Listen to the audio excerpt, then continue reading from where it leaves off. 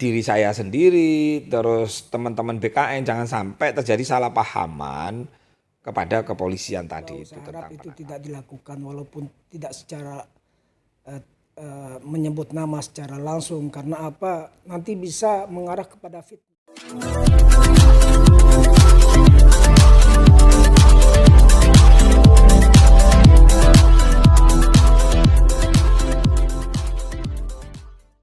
Yang viral Gus kita tahu kan Gus juga adalah dari BKN, tua BKN yang juga ngebantu masalahnya Bang Saiful Jamil.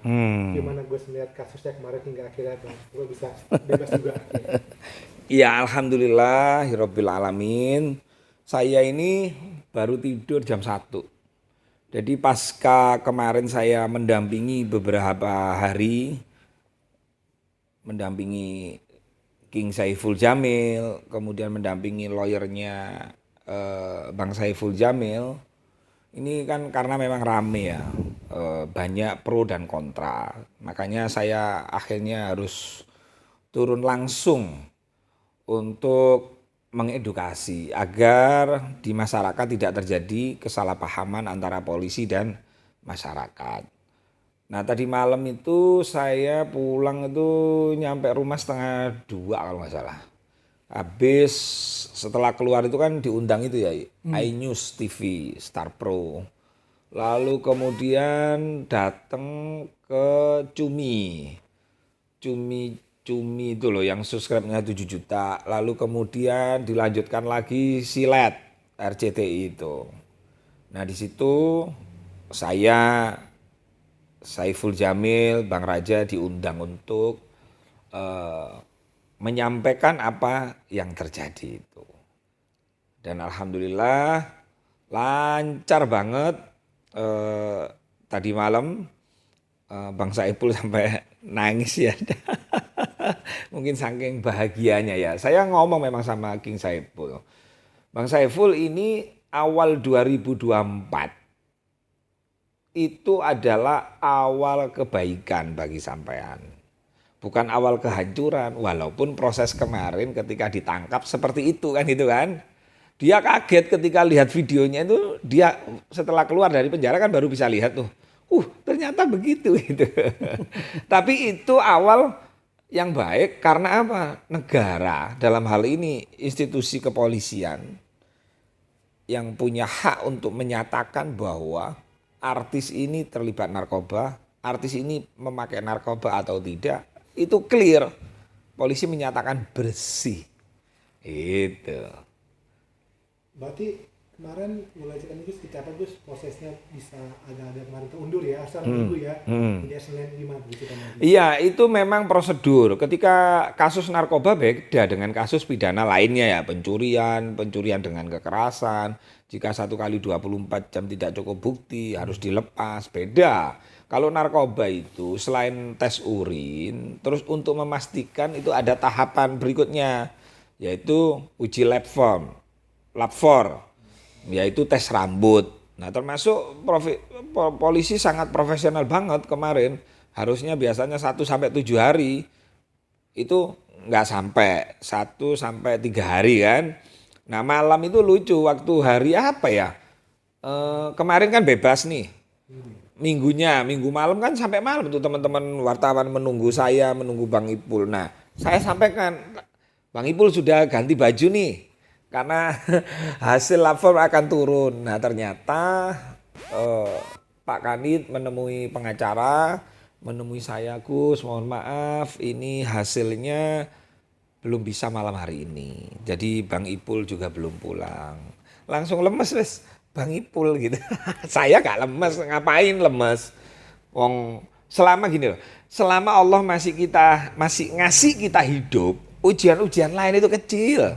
Tapi kalau sudah hidup tidak ada, ya itu berat itu, gitu loh. Nah di situ tak sampaikan itu akhirnya Bang Ipul menerima dengan legowo dan menunggu cuman beberapa jam kan.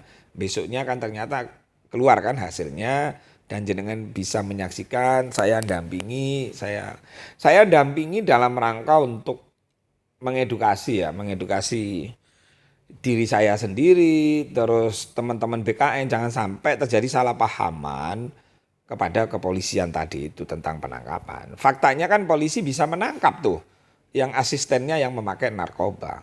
Jadi saya bilang, Bang Ipul harus terima kasih sama polisi. Kenapa Gus? Ya karena Bang Ipul diselamatkan sama polisi. Orang terdekatnya Bang Ipul ternyata memakai. Orang asalnya pemakai kan. Pengedar itu rata-rata pakai dulu. Orang jual produk itu rata-rata menikmati produknya dulu. Nah kalau nanti uangnya banyak naik tangga dia. Menjadi pengedar kan itu. Nah ini sedang diselamatkan. Termasuk Steve yang ditangkap itu ketemu saya kan. Waduh minta maaf Bang, minta maaf Gus. Saya bikin nama Bang Ipul jelek, bikin nama Gus jelek. Karena anak ini akhlak juga, baik juga. Waktu ke restoran saya Rawon Bidadari saya ngadain konser dangdut bareng Bang Ipul itu loh. Kan jadi juri. Nah anak ini jadi asistennya, kerjanya bagus gitu loh. Cuman imannya yang nggak kuat kan itu. Ya. Gus, di tengah-tengah kemarin masalah Bang Ipul ada juga dari mantan ibaratnya yang menyenggol atau menyindir. Iya. Bang Saiful Jamil, gimana Gus tanggapan Gus? Mungkin kalau dari segi agamanya kalau dari Oh iya, jadi gini. Kalau saya sih luas ya, tidak membahas masalah Mbak DP ya. Karena bagaimanapun Mbak DP dan Saiful Jamil ini di video-video sebelumnya itu kalau ketemu kan mereka itu asik, menghibur gitu. Nah kenapa tidak ingat ketika masa-masa di saat bersahabat, berteman dan ada kebaikan di situ. Nah begini, kalau artis ya artis itu kan teladan nih, ya menjadi panutan. Maka ketika dia ngadakan live TikTok misalnya, atau live Instagram, artis ini kudu pinter. Membawa dirinya harus pinter.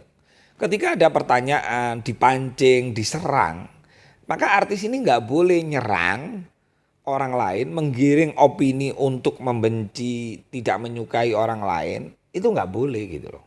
Harus berpegang kepada, jadi hidup ini selain ada hukum positif Indonesia, ada juga hukum agama. Nah, hukum agama ketika ada artis menggiring opini karena dia tidak menyebut namanya Saiful Jamil misalnya. Tapi kalau dia giring opininya mengarah ke sana, nah ini ada beliau Kiai Zainal Arifin, beliau kiai saya, guru saya, beliau pengurus NU DKI. Monggo Yai. Silakan tanya aja langsung. Gimana ya jika seseorang itu menggiring opini, Ya. oke lah tidak menyebutkan nama, tapi mungkin ada hati Allah yang tahu siapa tujuannya. Iya. Sebelumnya saya terima kasih dan saya mau apresiasi dulu ini kawan saya nih kan sahabat saya Gus Rofi'i, Ketua Umum BKN. Jadi memang beliau setelah melakukan satu berbagai upaya dalam konteks sosial karena Nabi itu mengatakan khairun nas anfa'uhum linnas. Sebaik-baik manusia adalah yang bisa bermanfaat untuk orang lain. Gitu. Ini telah dilakukan oleh Gus Rofi'i dalam banyak hal, termasuk dalam kasus saudara Saiful Jamil. Nah, terkait dengan masalah siapa orang tadi yang menyindir, ya saya himbau, saya harap itu tidak dilakukan walaupun tidak secara menyebut nama secara langsung karena apa nanti bisa mengarah kepada fitnah. Ya. Karena fitnah pun itu sesuatu hal yang bisa dikatakan lebih kejam dari pembunuhan. Al-fitnatu asyaddu minal qatl. Ya. Saya kira semua umat Islam tahu dalil itu dalil yang umum sifatnya ya. Anak TK pun tahu dalil macam itu ya.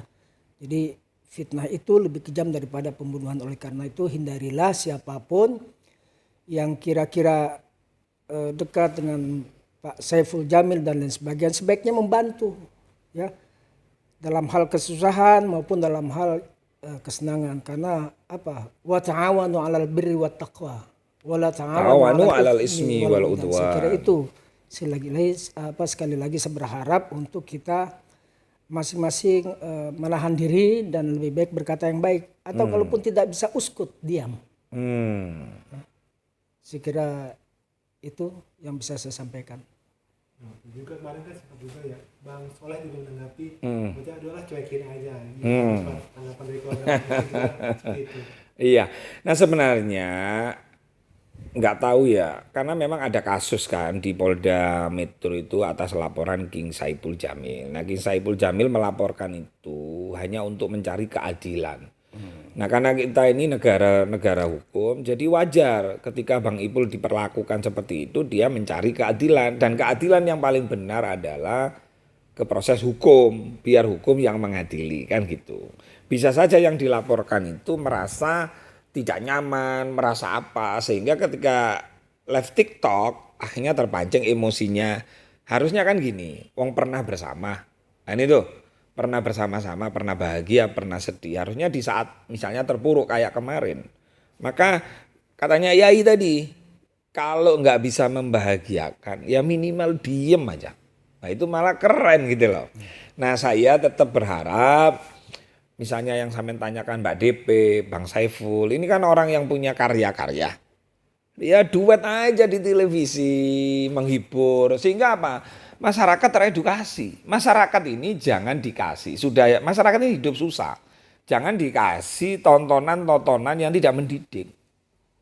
Dan itu nanti ketika itu disyuting dan menjadi jejak digital. Nah ini kalau hubungan manusia dengan manusia ya. Kalau hubungan manusia dengan Allah enak. Kita salah minta maaf sama Allah. Allah pasti maafin. Tapi ketika berbuat salah, fitnah, hibah, namimah kepada manusia misalnya. Manusia ini sabar tapi dia tidak bisa memaafkan. Maka pertanggungjawabannya nanti di akhirat gitu loh. Lebih berat. Lebih berat gitu. Jangan lupa ya di subscribe dan nyalakan lonceng notifikasinya.